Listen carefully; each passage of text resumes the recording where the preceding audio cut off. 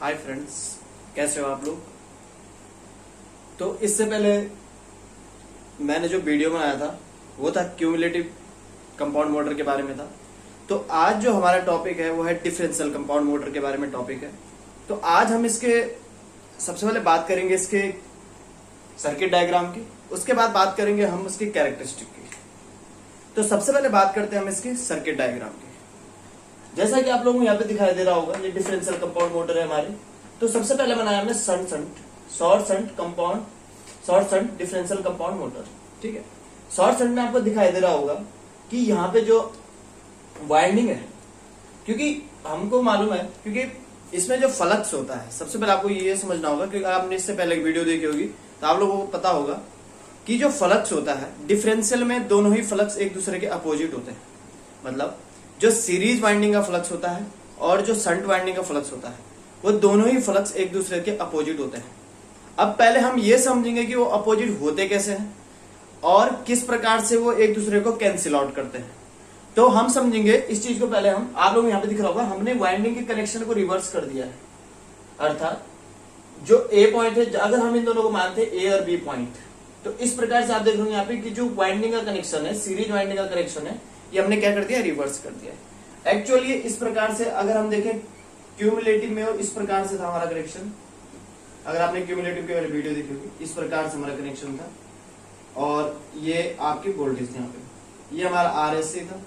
ये इसका अगर हम ए और बी पॉइंट ले लेते हैं, अगर मान लो ये ए पॉइंट है और ये हमारा बी पॉइंट है, जैसे यहाँ पे, तो आप लोगों को दिखाई दे रहा होगा कि हमारे जो इसका जो क्यूमुलेटिव है, ये हमारा क्यूमुलेटिव टाइप है। अगर ये डिफरेंशियल है तो इसमें जो कनेक्शन हो जाते हैं वो अपोजिट हो जाते हैं। मतलब जो पॉइंट पहले यहाँ पे कनेक्टेड था वो इधर कनेक्टेड हो जाएगा। मतलब सप्लाई का ये वाला पॉइंट बी से और ये वाला पॉइंट ए से कनेक्टेड हो जाता है। अर्थात ये वाला पॉइंट यहां से कनेक्टेड हो जाता है और ये वाला पॉइंट होगा यहां से। इससे क्या होता है, इससे हमारी करंट की डायरेक्शन अपोजिट हो जाती है कहीं ना कहीं। मतलब जो सीरीज वाइंडिंग होती है उसमें करंट की डायरेक्शन मतलब क्या हो जाती है, रिवर्स। लेकिन इसका प्रभाव इसकी इक्वेशन पे नहीं पड़ता है, इसका प्रभाव पड़ता है इसके फ्लक्स पे। इसका जो प्रभाव पड़ता है इसके फ्लक्स पे पड़ता है, जो आप लोगों को यहाँ पे दिखाई दे रहा होगा।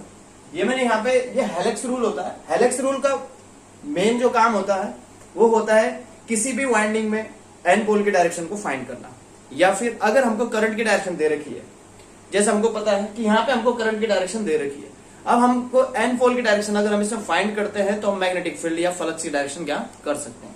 मान लेते हैं ये हमारी शंट वाइंडिंग है, जो आप लोगों को दिखाई दे रहा होगा, ये आपने देख लिया होगा, ये शंट वाइंडिंग है और ये हमने क्या मान लिया, सीरीज वाइंडिंग है। तो आप लोगों को दिखाई दे रहा होगा इसके कनेक्शन क्या हो चुके हैं, रिवर्स कर दिया हमने। जो शंट वाइंडिंग का देखो आप सिंपल कनेक्शन है, तो ये भी सिंपल है, ये हमने सिंपल बनाया है।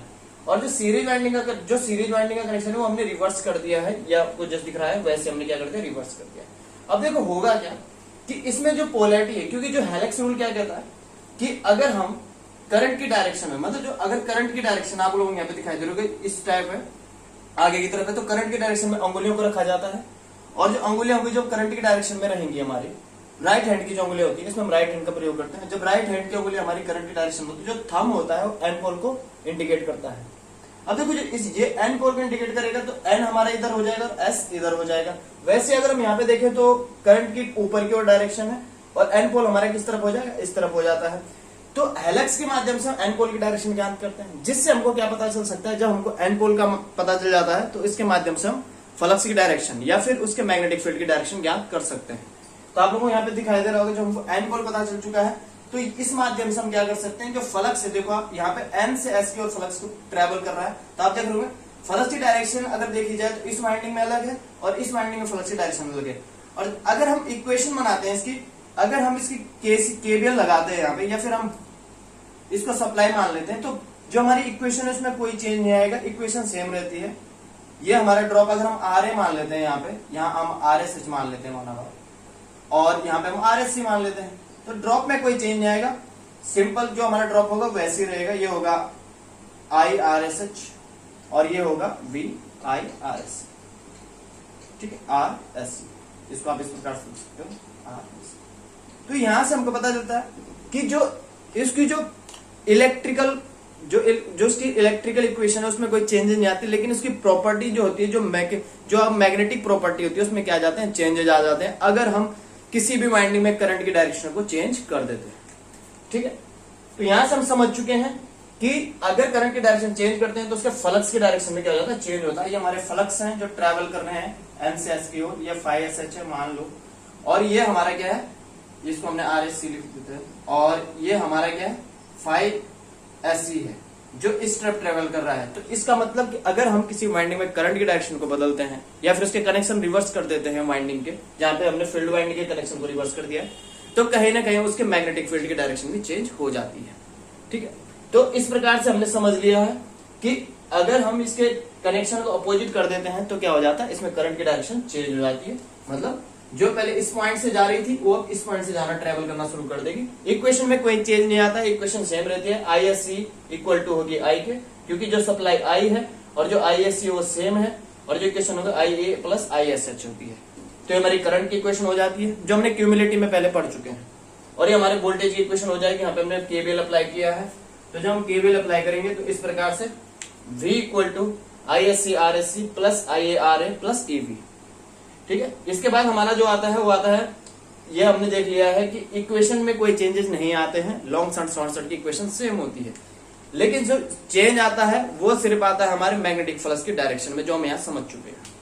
तो यहाँ आपने देख लिया होगा। अब ये हमने समझ लिया है कि ये करंट क्या होती है, I S C equal to I equal to I A plus I S H, ये हमारी करंट वोल्टेज की इक्वेशन केवीएल के माध्यम से फाइंड करते हैं। तो यहाँ पे हमने केवीएल अप्लाई किया था, तो जब केवीएल अप्लाई किया था तो ये हो गया V equal to I S C R S C plus I A R A plus E we.